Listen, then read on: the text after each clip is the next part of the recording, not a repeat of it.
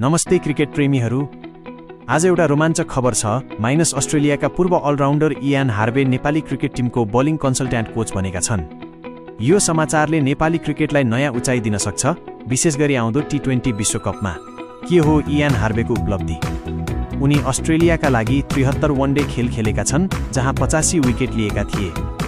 List A क्रिकेटमा 445 विकेटसँगै उनीको slow बल विश्व प्रसिद्ध छ, माइनस जसले ब्याट्सम्यानहरूलाई सधैँ छक्क पार्थ्यो। काउन्टी क्रिकेटमा ग्लुसेस्टरशायर, योर्कशायर जस्ता टिमबाट खेल्दै उनले धेरै ट्रफी जितेका छन्। उनी एउटा अनुभवी खेलाडी र कोच हुन् जसले विश्वस्तरीय बलिङ सिकाउन सक्छन्। यो नेपाली टिमलाई कसरी फाइदा हुन्छ? नेपाली बलरहरू जस्तै सोमपाल कामी, करण केसी वा अविनाश बोहरालाई हार्वेको अनुभवले नयाँ भेरिएसनहरू सिकाउनेछ, माइनस स्लो बल, यर्कर र डेथ ओभरहरूमा नियन्त्रण।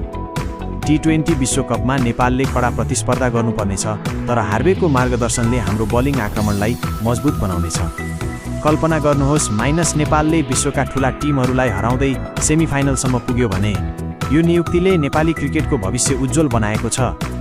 हार्वेको अनुभवले युवा खेलाडीहरूलाई प्रेरणा दिनेछ र विश्वकपमा राम्रो प्रदर्शन गर्न मद्दत गर्नेछ।